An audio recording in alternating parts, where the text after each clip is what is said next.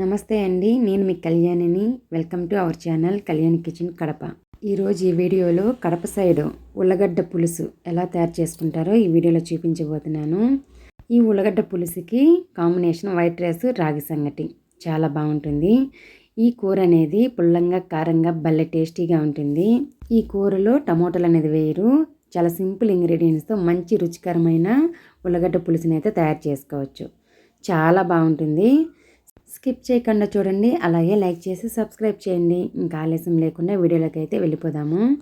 First stove వెలిగించి ఒక కడాయి పెట్టుకోవాలి. అందులో వేరుశనగకాయ పప్పులు 5 టేబుల్ స్పూన్స్ వేస్తున్నాను.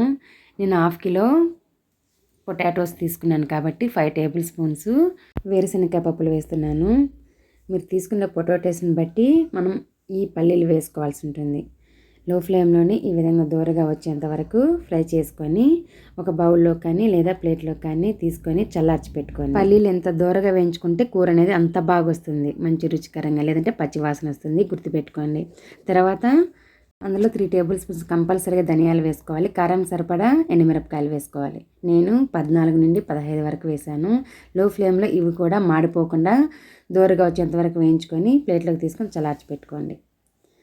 ఇప్పుడు అదే స్టవ్ పైన ఒక పాత్రలో నీళ్లు పోసుకొని పొటాటో ముక్కలు మునిగేంత వరకు నీళ్ళు వేసి అందులో కొద్దిగా సాల్ట్ వేసాను. పొటాటోస్కి సరిపడా వేసేసి ఈ సైజులో కట్ చేశాను. పొటాటోస్ని శుభ్రంగా కడిగి చిన్న చిన్న ముక్కలుగా కట్ చేశాను. మా సైడ్ ఈ మాత్రమన్నా కట్ చేసుకుంటారు. ఉల్లగడ్డ పులుసు అంటే కంపల్సరీగా ఈ సైజే కట్ చేసుకుంటారు మా సైడు. మూత పెట్టేసి లో టు మీడియం ఫ్లేమ్లో ఉడికించుకోవాలి. ఇలా మధ్యలో ఒకసారి మిక్స్ చేశారంటే అన్నీ ఈవెన్గా కుక్ అయిపోతాయి. మూత తీసి అయితే చూపిస్తున్నాను. పొటాటోస్ అయితే ఉడికిపోయాయి. మా సైడ్ వీటిని ఉల్లగడ్డలు అంటారు. చాలా బాగుంటుంది ఈ కూర. నేను చూపిస్తున్నాను చూడండి, బాగా ఉడికిపోయాయి. ఇంతకన్నా ఎక్కువ ఉడికించేసారంటే ఇంకా పొటాటో అనేది అంత టేస్టీగా ఉండదన్నమాట. ఎక్కువ ఉడికిందంటే చప్పగా అయిపోతుంది. కాబట్టి కరెక్ట్గా ఉడికించుకొని నీళ్ళన్నీ వంపేసుకొని చల్లార్చి పెట్టుకొని, నేను నీళ్ళన్నీ వంపేసాను.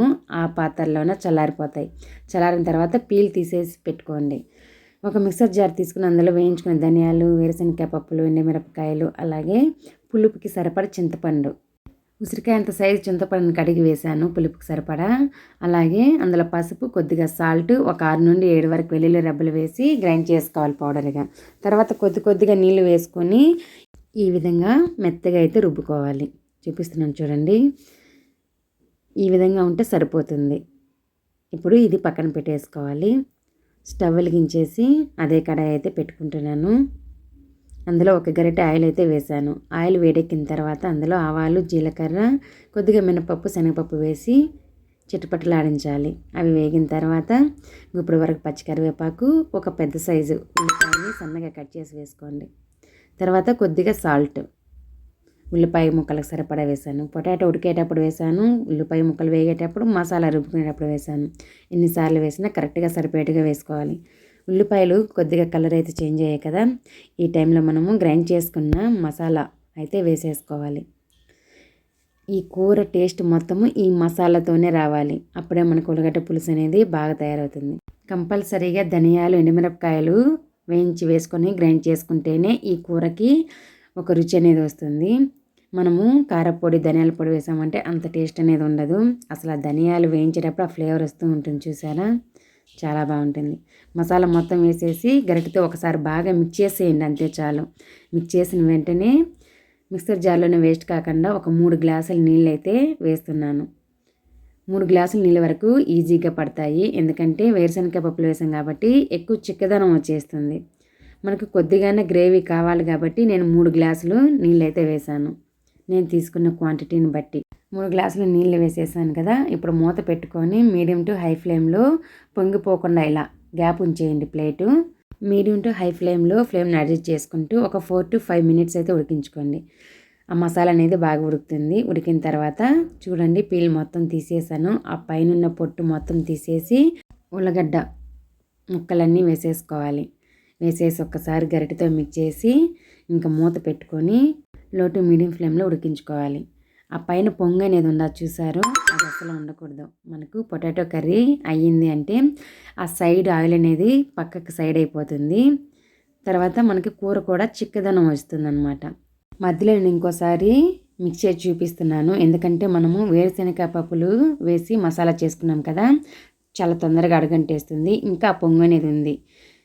ఇప్పుడు ఇంకో 4 to 5 మినిట్స్ ఉడికించుకోవాలి. చూడండి, కూర అయితే దగ్గరికి వచ్చింది కదా, ఆయిల్ కూడా సపరేట్ అయిపోయింది. ఇప్పుడు ఈ టైంలో స్టవ్ అయితే ఆఫ్ చేసేసాను. గుమగుమలాడే కడప సైడ్ చేసుకుని ఉల్లగడ్డ పులుసు అయితే తయారైపోయింది. మీరు కావాలంటే ఇందులో కొత్తిమీరైనా వేసుకోవచ్చు ఫైనల్గా, కానీ అప్పట్లో కొత్తిమీర కూడా వేసేవాళ్ళేం కాదు. ఇది పాతకాలం రెసిపీ అనమాట. నేను చిన్నప్పుడు మా పెద్దవాళ్ళు చేసేవాళ్ళు ఈ విధంగా, చాలా బాగుంటుంది. ఇప్పుడు కూడా నేను అప్పుడప్పుడు చేసుకుంటూనే ఉంటాను. అప్పట్లో మా పెద్దవాళ్ళ కడప సైడ్ ఈ ఉల్లగడ్డ పులుసు ఈ విధంగా తయారు చేసేవాళ్ళు. మీకు ఒక మంచి రెసిపీ తినాలి అనిపిస్తే బాగా కారంగా పుల్లంగా ఈ ఉల్లగడ్డ పులుసుని అయితే ఇంట్లో తయారు చేసుకొని వేడి వేడి అన్నంలోకి వేసుకొని తినండి, చాలా బాగుంటుంది. ఇంకో మంచి రెసిపీతో వస్తాను. ఫుల్ వీడియో చూసిన వాళ్ళందరికీ చాలా థ్యాంక్ యూ అండి. Thanks for watching.